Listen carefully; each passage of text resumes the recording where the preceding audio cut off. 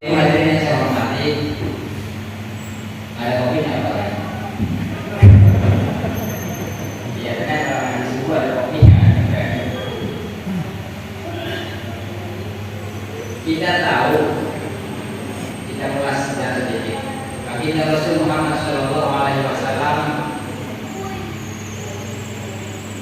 ini lampu ini orang itu kata Nabi.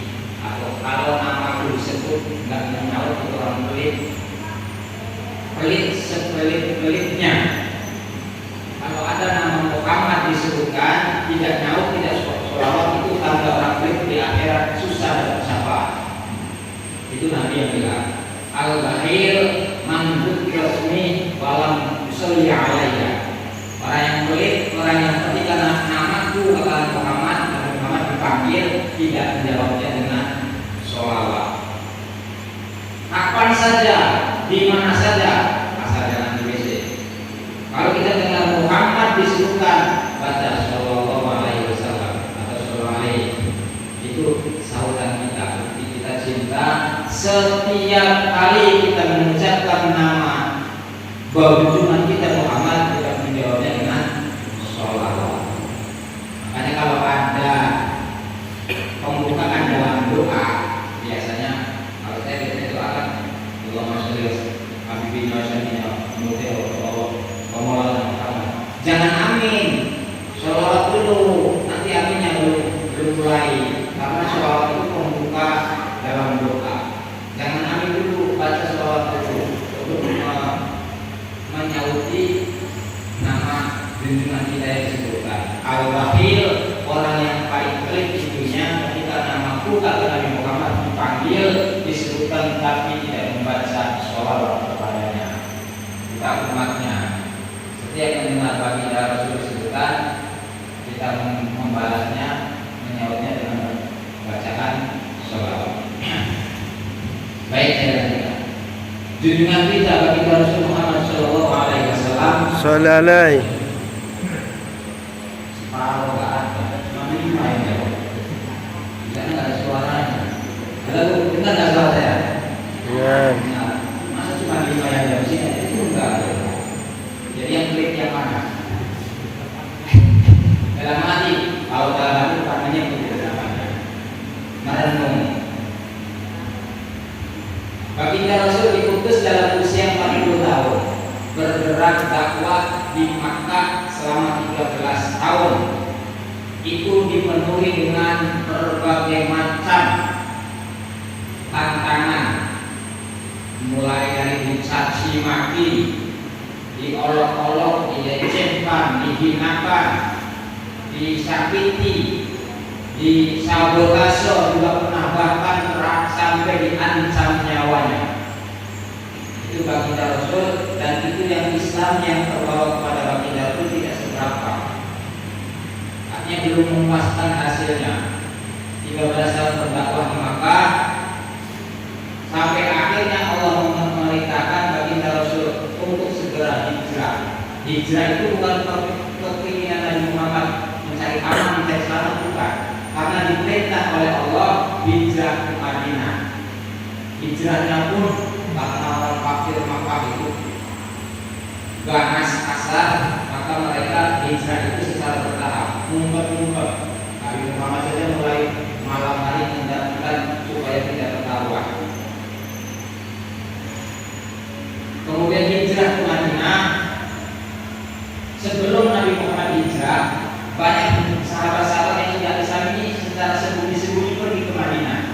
Madinah Makkah itu jaraknya 483 km, 500 km lah digunakan.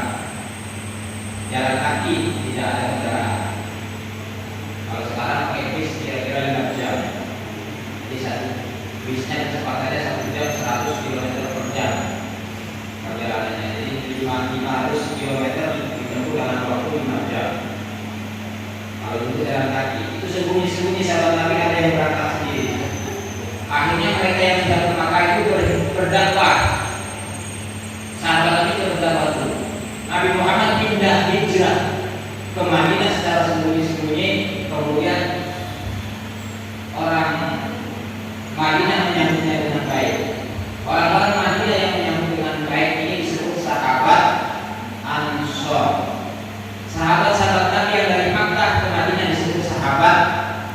Ansar.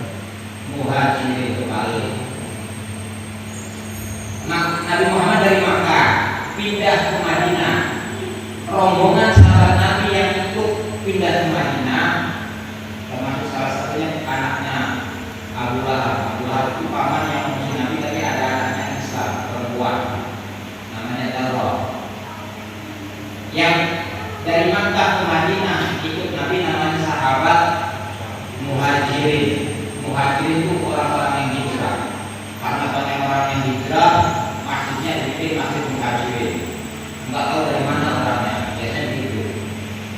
Orang-orang yang sudah penduduk Madinah yang sudah Islam menyambut dengan baik dengan kedatangan Nabi, namanya sahabat Ansar. Nabi berdakwah di Madinah. Baru 1 tahun Nabi berdakwah di Madinah, memasuki tahun kedua, orang-orang yang dulu di Makkah itu bergerak menyerang Nabi. Karena mereka belum puas, akhirnya bergerak untuk mencari Nabi dan tujuannya cuma satu, membunuh. Saat itu Nabi Muhammad dengan rombongan pergi berniaga ke negeri Syam. Kalau dengan dulu orang dagang itu rombongan lah, rombongan berangkat. Kalau sekarang mungkin 1 kompi lah, atau 1 bis berangkat nanti 3 bulan kali. Musim panas berangkat ke negeri sudah nanti 3 bulan tambah balik. Jadi perempuan sering menikah sama suaminya dulu, sekarang itu begitu. Makanya ada surat Al-Aswaid ila bi Quraisyin ila bihim rihlatash shita'i was-sayf. Itu menerangkan tentang musim panas, musim dingin. Kalau musim panas mereka bergerak mencari nafkah dengan cara berniaga berdagang, kemudian balik lagi musim dingin. Itu ada rekamannya. Di Madinah, karena Madinah ini tanahnya lebih subur daripada Makkah, maka tandus. Kalau di Madinah agak Madinah. Nah, kemudian banyak yang bertanam, bercocok tanah, yang bertani ada. Kalau di Madinah, di Makkah ini susah. Mereka bergerak sedang dalam perjalanan berniaga. Pulang dari niaga itu dicegat oleh orang-orang kafir Quraisy, pimpinan dan pembuatnya bernama Abu Jahal. Dan mereka yang mencegat Nabi itu sudah lengkap dengan senjata. Kalau Nabi rombongan kan memang niatnya berdagang, jadi pakai senjata seadanya, sewajarnya. Kalau dulu zaman Indonesia menjajah Bapak Ibu, kemana-mana orang pakai senjata, yang pakai pelati, pakai apa namanya, keris, apalagi kalau laki-laki senjatanya di bawah, perempuan di bawah, tapi sekarang di bawah. Waktu zaman Belanda